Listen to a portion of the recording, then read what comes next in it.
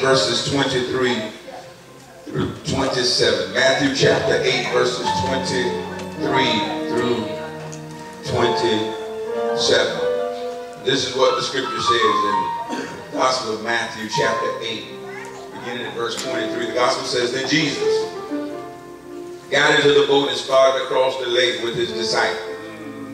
Suddenly a terrible storm came up with waves breaking into the boat. Jesus was asleep. Well, everybody else was out firing up all the toilet paper.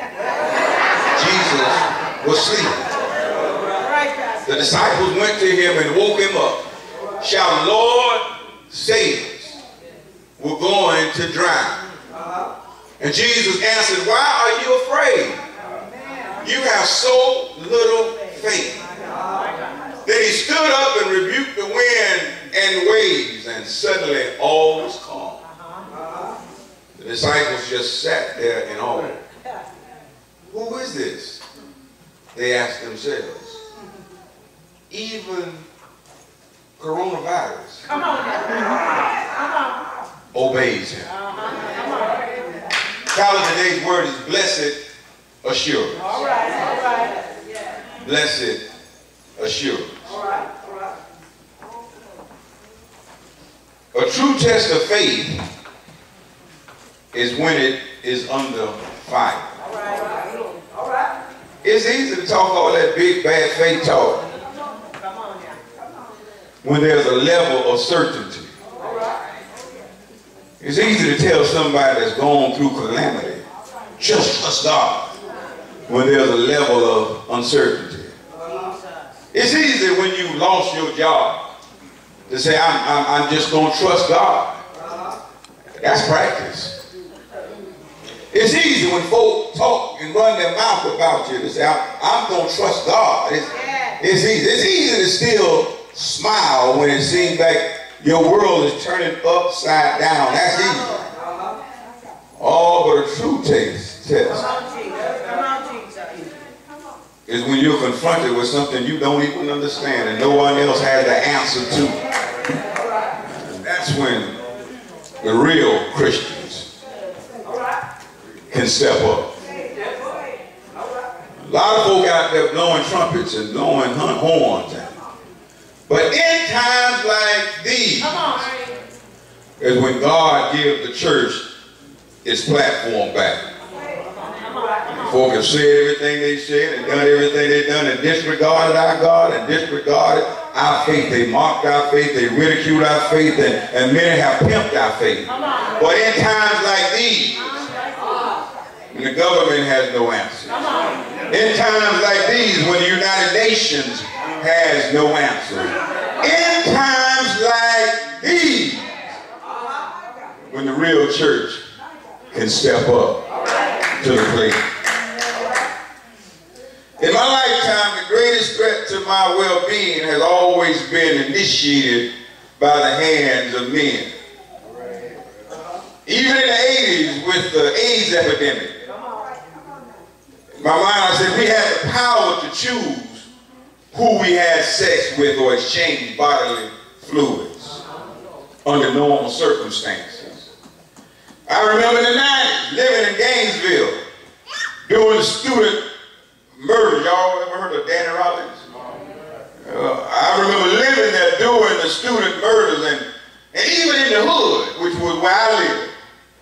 Even in the hood during this time, feeling the extreme stress of coming home at night to a dark home, but having a sense of comfort when I would release my two chow-chows, Bud and Kai.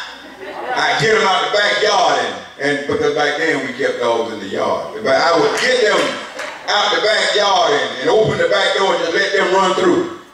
And after they ran through the house, and once they finished running through, I felt some type of comfort after they had run through the home. Although we're living during a time that those throughout the history of our world have experienced and survived. This is the first time in my lifetime. This ain't the first time this kind of thing has happened. Things have happened, but in my lifetime, I'm only 53 years old, and this is the first time in my lifetime that I have witnessed a plague or a virus that with no cure seemingly. Every other time it seemed like there was a vaccine, a cure, there was something that there was some kind of way to control. But for the first time in my life, I had the opportunity to witness a plague or a virus with no cure that moved throughout the entire heavily populated world with only hopes of quarantine and containment. And so it kind of stirs you up and makes you think. Kind of stirs you up and makes you wonder. I told my wife, I said,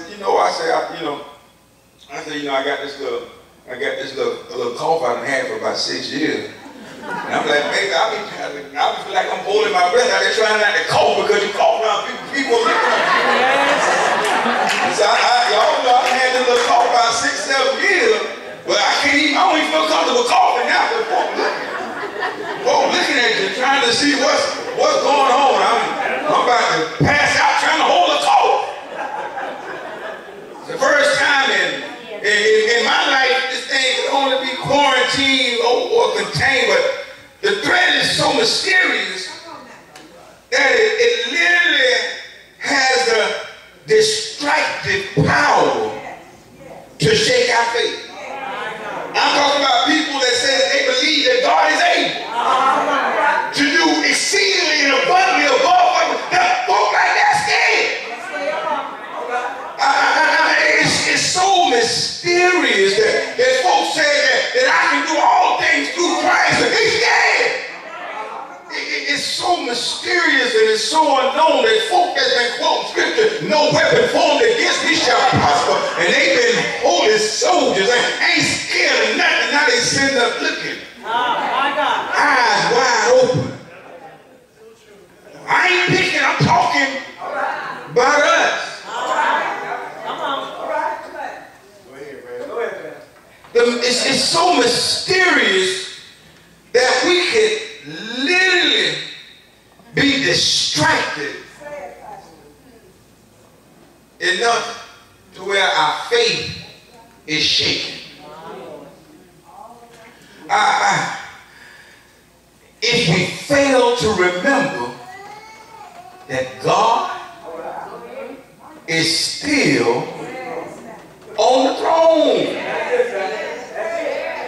And the blood still works.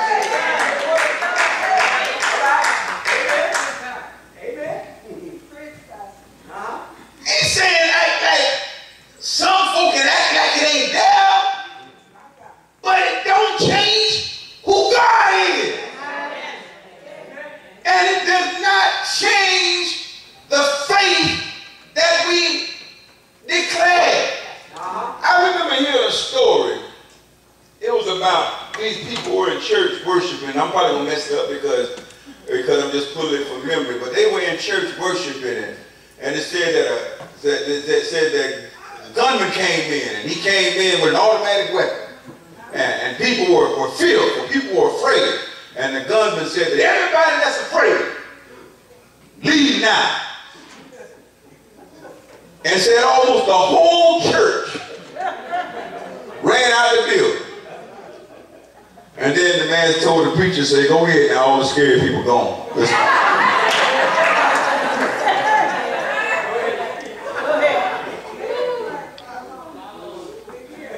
Our faith could literally be shaken if we fail to realize that God is still on the throne. How many of us make mockery of the Egyptians after God delivered them across the Red Sea and from the hand of Pharaoh, but then they got in the wilderness and began to doubt God? How many of us mock God for them lacking in faith? Ain't that no different today? God is still. I'm not coming to preach to tell you that the threats are not out there. That's not the purpose of my sermon. But I am telling you that God is still on the throne. I'm not trying to tell you that it's not as serious as far. I'm not saying, but I am telling you that God is still God. If we fail to remember that God is on the throne and that the blood still works, we can be distracted into literally losing our faith. And if you declare that you are a person of faith and you lost your faith, you've been reduced to a mere person. Our faith is what makes us different. Our faith is what gives us the ability to see beyond our circumstances. Our faith allows us to not only hear from man, but to hear from God. Our faith allows us to remain calm when everything else is shaking. Our faith says not only do we hear from God, because of my relationship, I hear from God to either confirm or denounce, or just tell me to be still on what man is saying. Let me explain something to you. If we allow ourselves to get frustrated by words spoken by an unqualified, egotistical, narcissistic liar that needs to get from in front of the cameras and sit his unintelligent self down, so qualified adults can better inform us of what's going on, as opposed to him and his disciples telling us how great he is every 20 words. If we allow ourselves to be frustrated by that fool, as soon as he comes on the TV, you should start reading the book.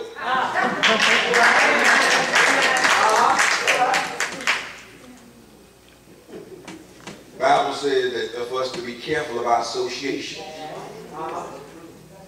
You associate with a fool, you get foolish stuff planted on the inside.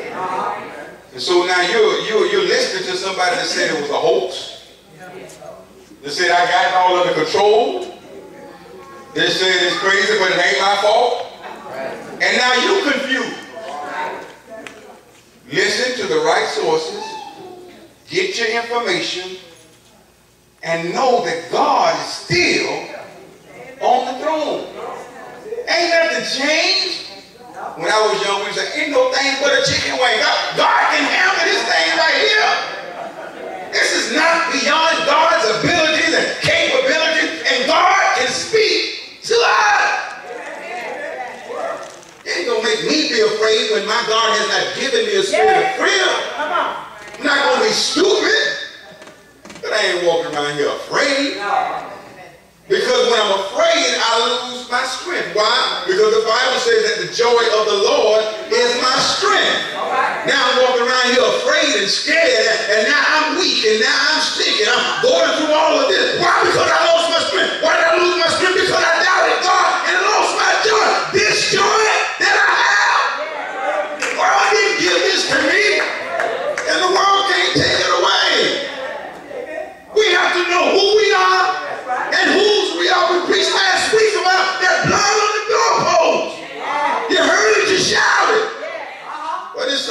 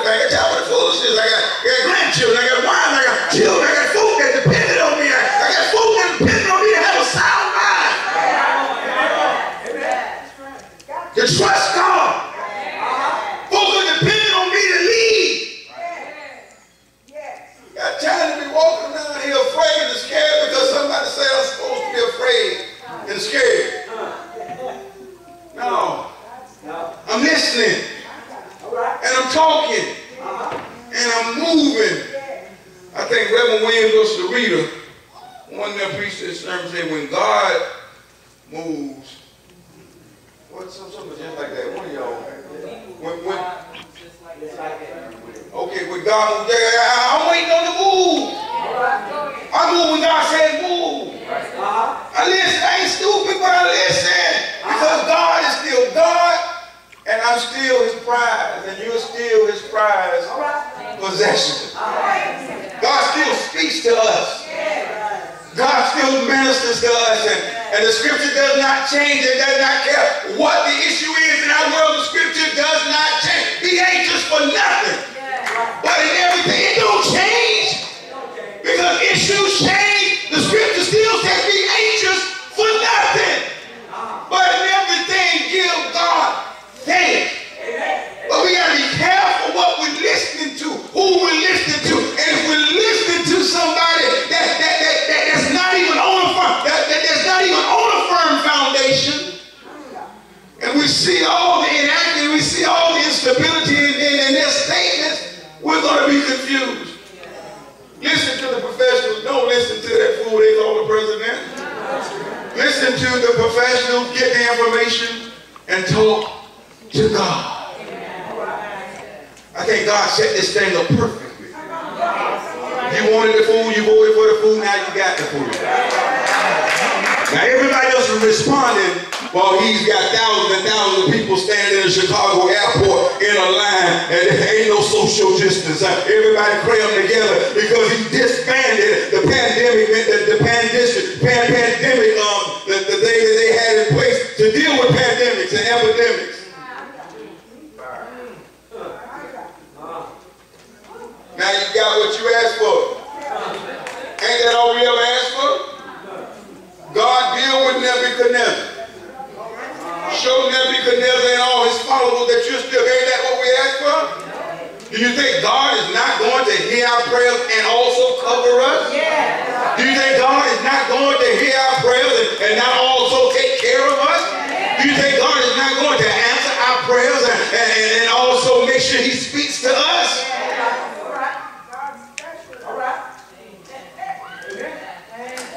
When you ask God to do it, you can't tell him how to do it. God knows the egos. God knows that they got an idea of how to fix it. They're going to claim to be king and dictator.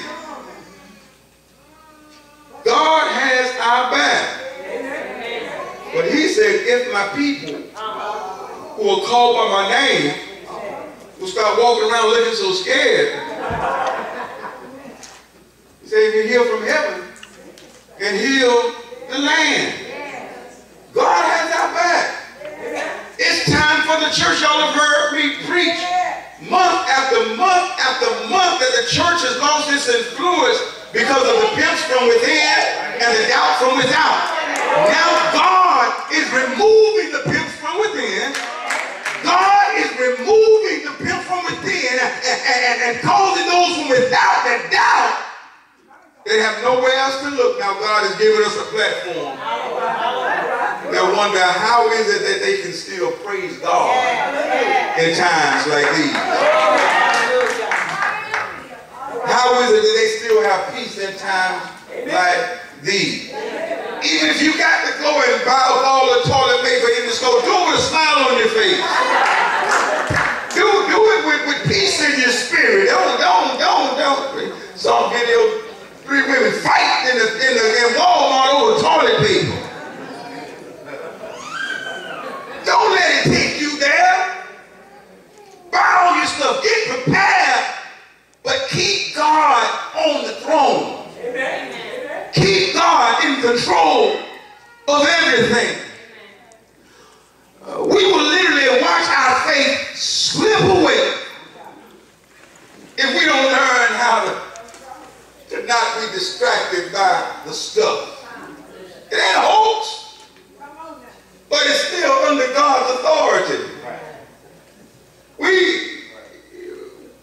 Although this particular trial of my faith is new to me, plagues, viruses, and uncertainty is not new to humankind. There's nothing new under the sun.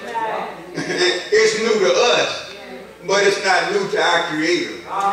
It's new to us, but it's happened before in history. It's new to us. I found Richard Allen as he left St. George Methodist Episcopal Church and understood he's got to go and establish his own under his own vine and fig tree because of the disrespect that they were getting. In Philadelphia, when a pandemic hit, yellow fever, God used the church. God used the church to step in when everyone else was afraid. No one else wanted to touch it. God used Richard Allen and those that would make up the soon to come AME church after leaving the harshness and the oppression of St. George Methodist Episcopal Church. When they stepped out and trusted God, God used them in a time when the world was uncertain. At a time 1793, 1793, 1893, 1793, when the world, 1793, when the world was uncertain, God used them. Can I tell you, God wants to use us today? Amen. After God used them, Reverend Page sent me the video to remind me this morning, after God used them, there were some that were afraid. That didn't do anything, that were afraid. They were afraid and scared. But after God used them, and then they tried to act like, well, Richard Allen and the blacks, what that word when you go and take stuff, filter, what's the thing? Pilfered. They pilfered the city. They did all these things. They didn't want to give the credit. But then Richard Allen, and though they published their first book in American history about African American and talked about the work that they did. See, when all this right here gets done, you're going to see some folk that were hiding behind the trees, that they claimed to be Christians, but they were hiding behind the trees. When it's all done, they're going to come and step back out. But people will remember the church that stood up in uncertain times. And here in the scripture it says, when I look at what's more certain is that its existence is not outside the authority and the power of God. Come on, you can't give it more power than God. We sit in here and we declare who God is and what God is in our life and what God can do. And during uncertain times, we fold, we give up, we stop quoting scripture, we lose our joy. People can't even tell we're Christians anymore because we can't smile no more. We've lost our joy over a virus. We've lost our joy over a clown that's out there in front of the microphone. We've lost our joy. This is our opportunity to step back into our rightful place and rid the world of this pestilence.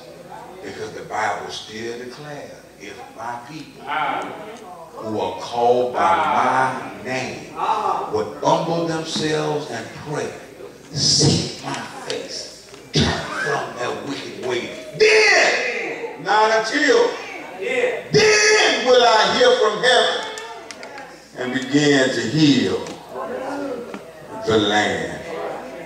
Will the church be responsible for the healing? Will the church be responsible for the healing of the land? I don't know about you, but I've been asking God, God, deal with this foolishness. We've been dealing with this foolishness for far too long. I don't know how you're going to do it, but God, deal with this foolishness. Seems like I can't march against it. Seems like I can't protest against it. Seems like I can't tweet against it. Seems like I can't stand against it. They're so haughty, they're so uppity, and they're so bigoted. God, deal with the foolishness. And then when God begins to deal with the foolishness, who am I to say, don't do it that way, God? All right now. What I do from that point is go back to the scripture. If my people who are called by my name would humble themselves and pray,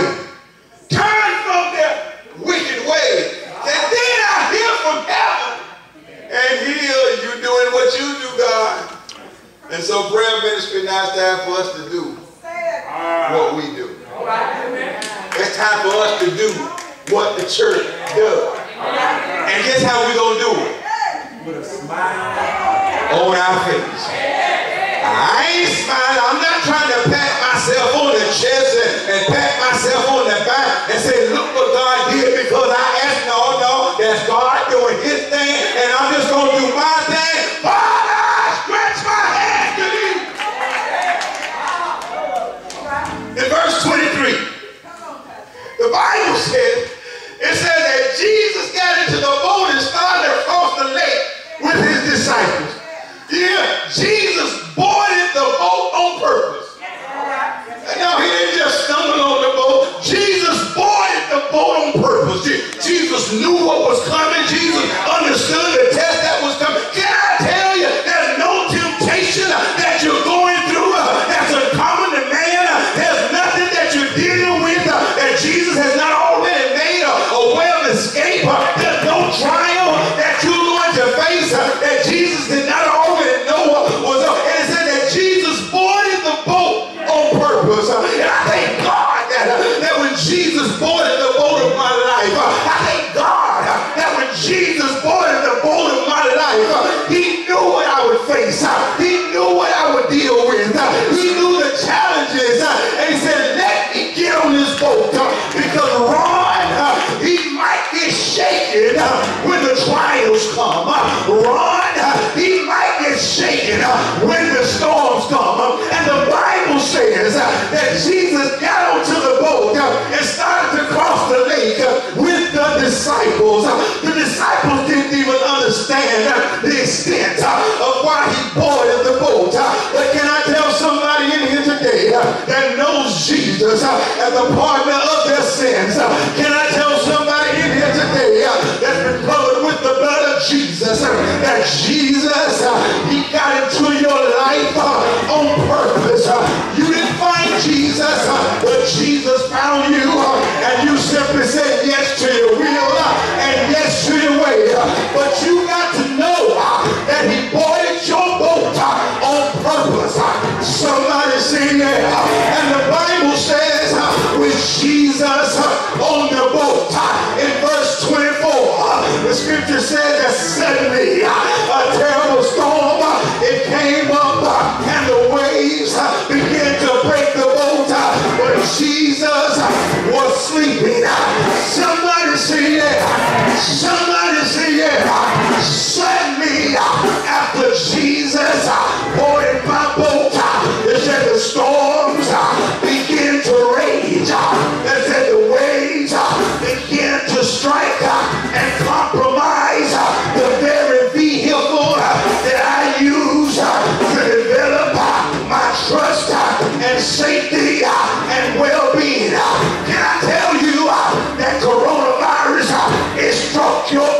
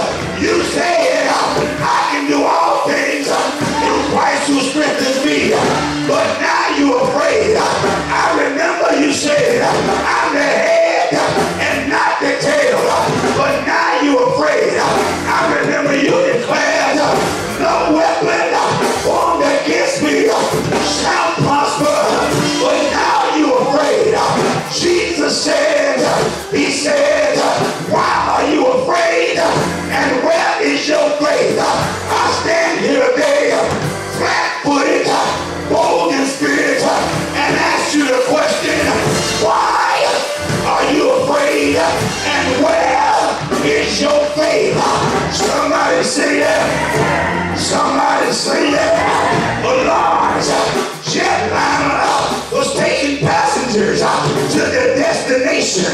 When they went through some terrible turbulence, the plane went up and it went down, shaking and losing altitude. Everyone on the plane was hollering and screaming, except for a little girl who sat directly behind the cockpit. When everything returned to normal, a lady sitting next to the little girl leaned over and said, "Little girl, I'm impressed by your calmness. Everybody else on the plane was really upset, but you sat there